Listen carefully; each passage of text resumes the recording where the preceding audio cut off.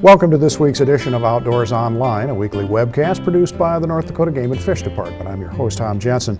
My guest this week is Fisheries Division Chief Greg Power. We're going to talk about fish stocking in North Dakota.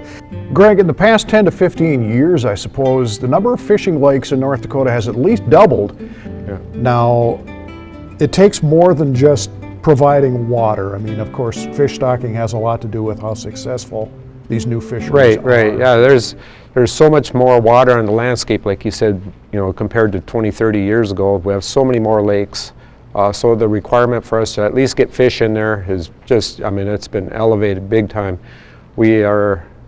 Last year in 2016, I believe we stocked at least one species into 250 plus lakes out of the 440 lakes that we have in the state. So a lot of stocking. There's like 91,000 pounds of fish went into those lakes, 12.3 million fish total. So if you go back to 70s or 80s, it was pretty insignificant compared to now. These fish have to come from somewhere, these small fish that you're going to stock. We have 2 federal hatcheries in North Dakota. Can you explain the importance of these hatcheries to the stocking program? Sure. And they're critically important. North Dakota, I believe, may be the only state that does not have a state fish hatchery left. Thankfully, we do have the 2 federal hatcheries, Garrison and Valley City, and they have a long history of producing a lot of fish.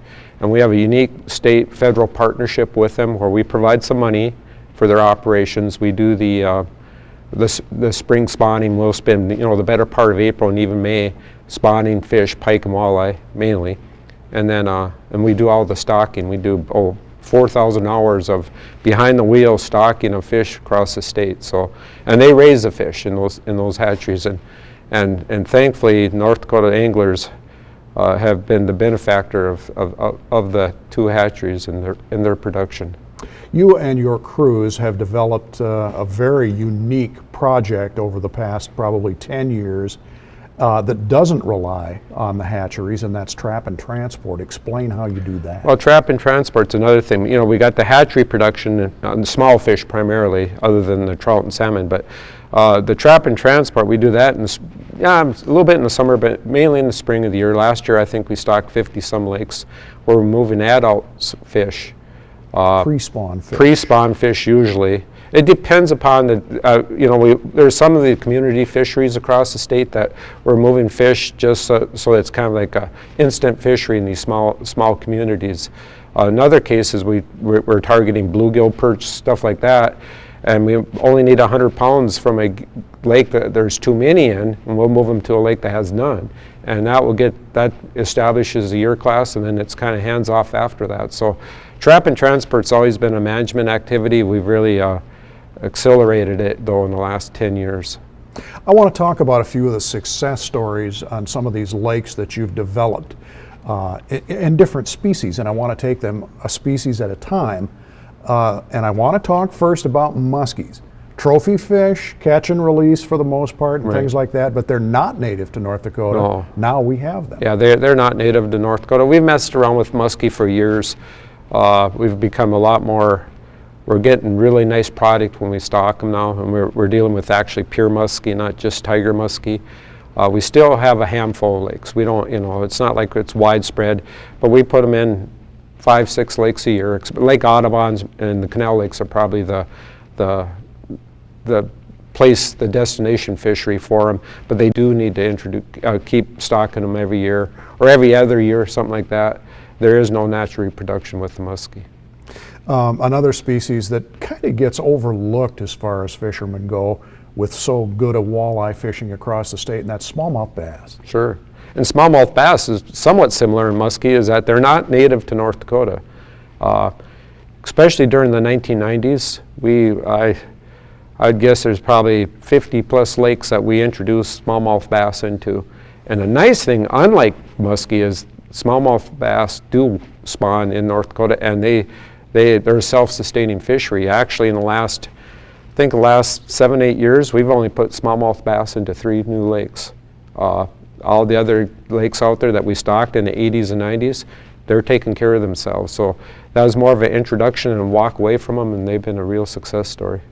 We touched on this a little bit with the trap and transport discussion, Greg, and that's these small perch lakes, these opportunistic sloughs, for lack of a better word, but now they're kicking out nice perch and lots of perch. Yeah. And most of the good perch fishing people have experienced in the last 10 plus years, 20 years in North Dakota are because of those trap and transport efforts. Again, spring of the year, we're going in there pre-spawn fish and taking out, depending upon the lake, we're taking out a couple thousand pounds maybe, but all we need to do is put about 100 pounds into a new lake. If it's a new lake, and introduce them in there, and then we don't need to go back to those lakes either. It establishes a year class, it becomes self-sustaining until conditions kind of deteriorate. Like now, by drought, right. When the things start drying up, then there's nothing you can do. You can't trap it. You could try, but it's not going to provide a fishery, and that's kind of where we're at now.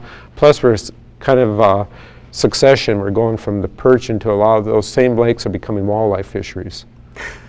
I know your crews go around every spring. They do a lot of test netting and things like that, walleyes I'm referring to.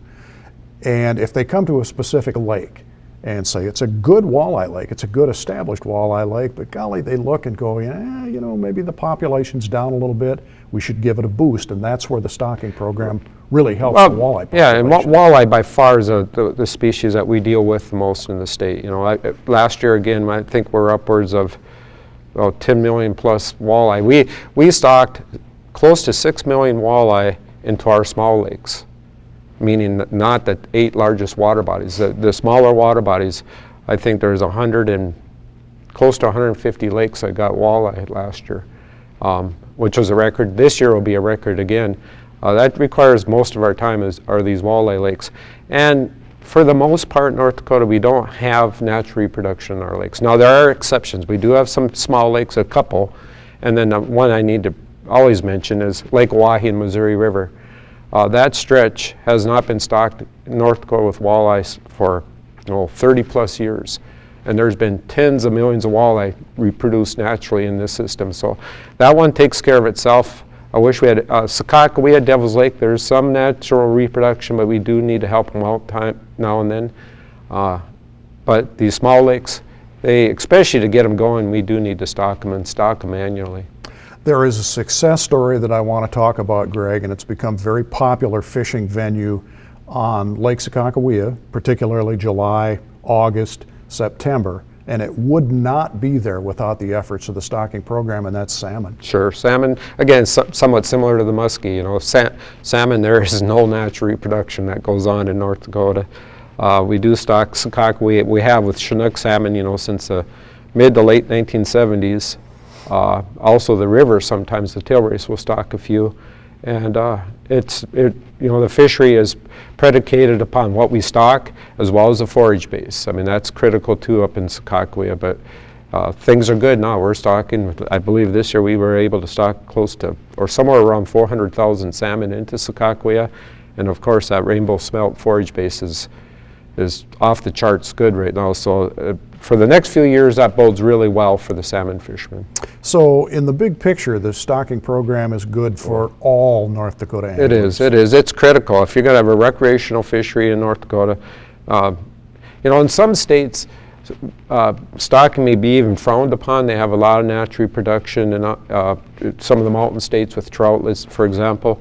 But the reality in North Dakota, weather is extreme here, and the wind blows. The wind blows a lot, and that doesn't help for natural reproduction. It needs a lot of help from us. And again, thankfully with the hatcheries, with our dedicated staff, the hours that go into it, but we've been very and then of course, again, water on the landscape. We have all these options out there, all these fishing lakes. So our plans are continue. We have good sources of pike eggs, good walleye eggs the next couple of years. I think the hatcheries are going to be there. Hopefully we'll be able to keep up with the demand out there. All right, Greg, thanks. Knowing which lakes in the state are stocked and how many fish were put in each lake would be some valuable information to anglers, wouldn't it? Well, that information is available in a back issue of North Dakota Outdoors magazine. Find the March-April issue of the magazine in the archives on the Game and Fish website at gf.nd.gov. All the information you're looking for is right there. Which lakes were stocked and when, how many fish were stocked in each lake, even driving directions to each lake from the nearest town and whether or not the lake has an access point. That's the March-April issue of North Dakota Outdoors, available on the Game and Fish website at gf.nd.gov. For Greg Power and the rest of the staff here at North Dakota Game and Fish, thanks for joining us for Outdoors Online. We'll see you again next week.